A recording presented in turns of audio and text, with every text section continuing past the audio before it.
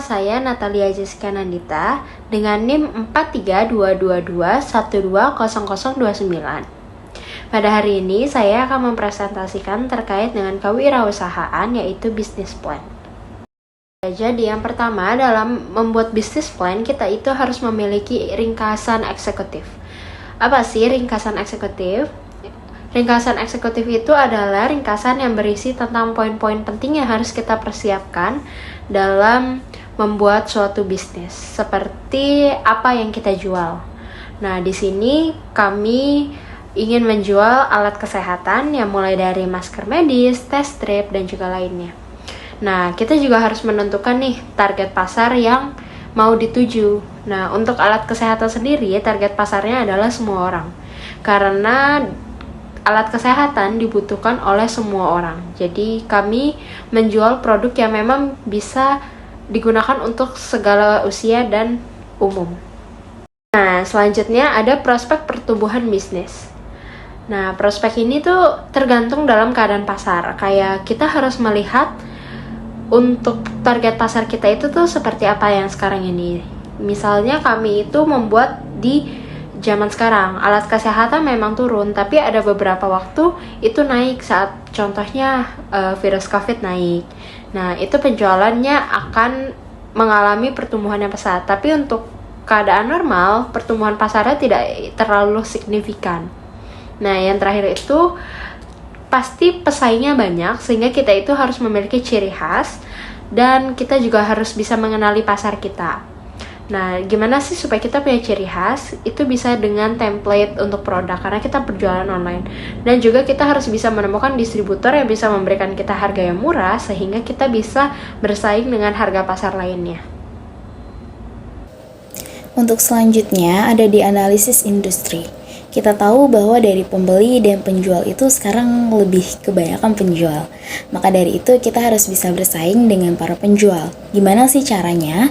Caranya dengan cara kita itu harus memiliki rating toko yang bagus. Karena kebanyakan pembeli sekarang itu melihat selain dari segi harga yang murah, juga melihat rating toko. Gimana sih cara dapat rating yang baik? Rating yang baik itu didapat dengan cara pelayanan kita, bukan saja secara langsung, tapi bagaimana cara kita packing untuk mengirim pesanan yang dipesan oleh buyer, dan bagaimana cara kita bisa menyelesaikan komplain customer, sehingga mereka bisa merasa puas dengan pelayanan toko kita. Seperti itu. Selanjutnya ada rencana pemasaran. Untuk rencana pemasaran sendiri kami bagi menjadi 3. Yang pertama itu yang sudah disebutkan di awal, yaitu layout produk atau foto produk. Dari foto produk itu harus memiliki lighting yang jernih. Juga kita harus memiliki template toko, sehingga saat orang melihat produk kita itu, oh ini dari toko A nih, oh ini dari toko B. Mereka dapat mengenali langsung dari ciri khas tersebut. Yang kedua itu penyesuaian dengan harga pasar. Harga sangat menentukan keputusan buyer dalam membeli sebuah produk. Maka semakin murah, itu akan semakin menarik perhatian para customer. Dan yang ketiga itu kupon diskon. Kupon diskon ini sangat-sangat penting karena 9 dari 10 orang akan membeli produk yang memiliki diskon daripada yang tidak. Kalau misalnya ada kupon diskon di tampilan display, itu akan menarik perhatian para customer. Ada juga nih rencana operasionalnya. Kita ada ilustrasi data untuk tingkat pemakaian dari e-commerce sendiri. Jadi setiap tahun dari sejak 2016 itu banyak sekali peningkatan-peningkatan yang terjadi untuk bisnis online sendiri. Nah, untuk mendukung operasionalnya, kita itu membutuhkan e-commerce. Jadi, kita harus mendaftar untuk e-commerce-nya, mengenali untuk biaya admin sebagainya. Dan juga kita harus bekerja sama dengan beberapa pihak nih.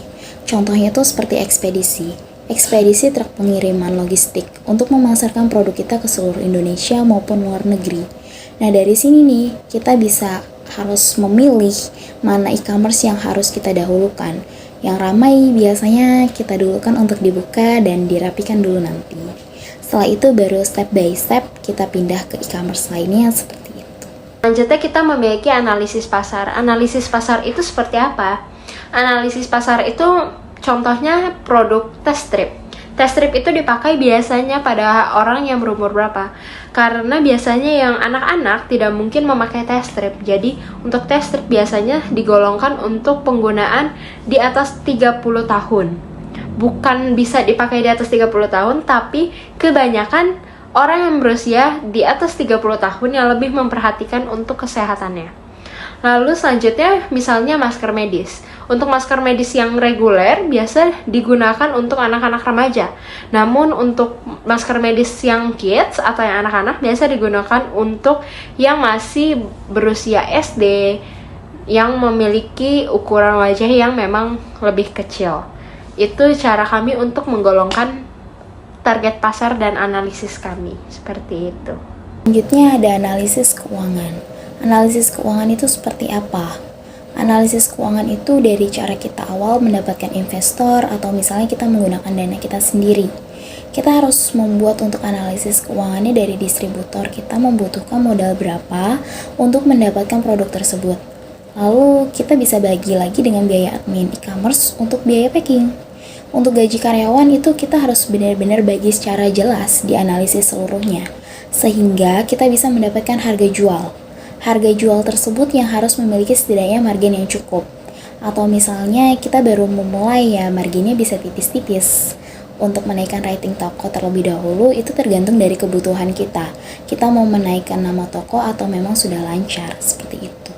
Di seluruh penjelasan kami, kesimpulannya ialah dalam membuat suatu bisnis tidak hanya mementingkan hasilnya saja, tetapi melalui berbagai macam proses, dari mulai bagian perencanaan mencari distributor vendor, ataupun pemasok pendanaan juga bagian dari pemasaran. Semua harus disusun dengan jelas sehingga mengurangi resiko kerugian saat bisnis dijalankan. Karena jika kita sudah membuat semuanya dari bagian perencanaan sampai kita tinggal eksekusinya saja, dalam prosesnya itu juga tidak menjanjikan kita hasil yang lebih baik. Sehingga lebih baik kita meminimalisir terjadinya kesalahan-kesalahan kecil yang bisa merugikan diri kita di kemudian hari. Terima kasih. Oke, untuk penjelasan tentang bisnis plan kewirausahaan, sekian dari saya Dwi Rahayu Juniati Lestari, NIM 43222117, dan teman saya Natalia Jessica Nandita. Kurang lebihnya mohon maaf. Terima kasih. Wassalamualaikum warahmatullahi wabarakatuh.